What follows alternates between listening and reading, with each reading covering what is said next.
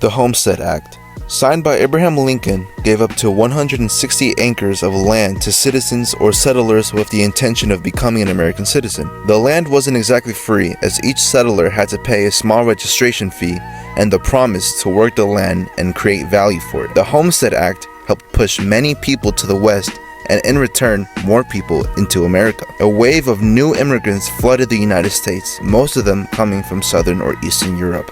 My name is David Reyes, and today we're going to look at how the Homestead Act triggered a new era of immigration in America and the problems that persist even in modern times. One thing we have to understand is that these new immigrants were different from the old immigrants that came into America in many different ways.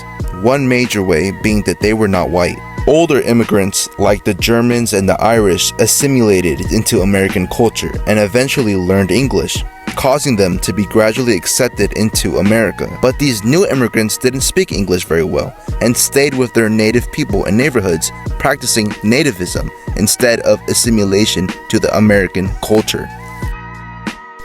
The contributions of these immigrants to America are monumental. For example, the Pacific Railroad Act of 1862 was completely carried out by immigrants working hard labor under harsh conditions. The two different railroad companies worked towards each other to ultimately meet midway and finish the railroad. The Union Pacific Company worked from the west in Omaha and employed over 8,000 Irish, German, and Italian immigrants to build the rail tracks, while the Central Pacific Company employed over 10,000 Chinese immigrants and worked east from Sacramento, California, ultimately creating the first transcontinental railroad in America and in the whole world. After many years of constant ethnic discrimination and cultural tensions tied to the competitive labor market, the Chinese Exclusion Act was created in order to stop further Chinese immigrant laborers from entering the United States by requiring a special license for Chinese laborers and businesses and preventing the courts from giving any Chinese immigrant citizenships. These new immigrants, in particular the Chinese immigrants, had contributed so much to America but were never given the recognition they deserved or even fully accepted into American society. Now, the Chinese Exclusion Act was a product of the social and racial tension that had built up in the years leading up to 1882. Because many of these Chinese immigrants were working in order to send money back home, they would be forced to take up any job they could find at any pay that was given, causing lots of these businesses to pay the workers less and lowering the wage because they knew many immigrants would still take these positions no matter how little the pay was. This caused white Americans to start resenting the Chinese and really any other new immigrant coming into the United States.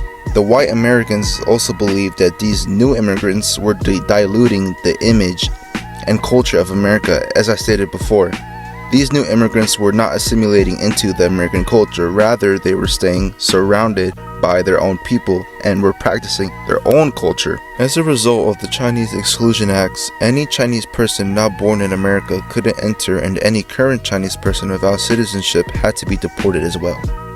On top of this, any Chinese person coming back from visiting family in China without a citizenship were not allowed back in, and as I stated before, receiving a citizenship as a Chinese person became a very difficult task.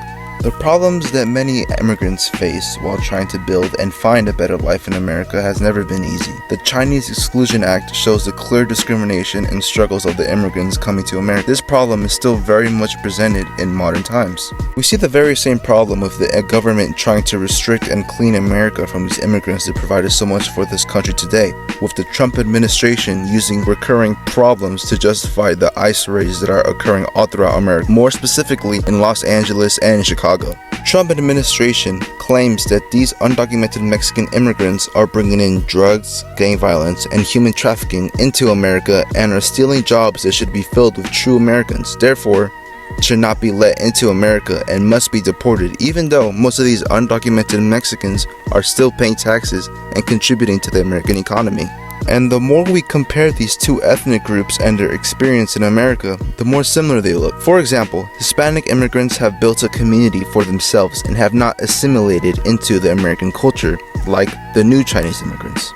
Both ethnic groups worked and still work tremendously, often under harsh working conditions and for little pay, in order to provide a better life for their family in America or send money to family back home. Both ethnic groups also never really adapted the American language, being English, as they didn't really have to because of these communities that they have built with the necessities they need. But most importantly, both of these ethnic groups have faced attempts of exclusion, either funded or directly acted out upon by the government.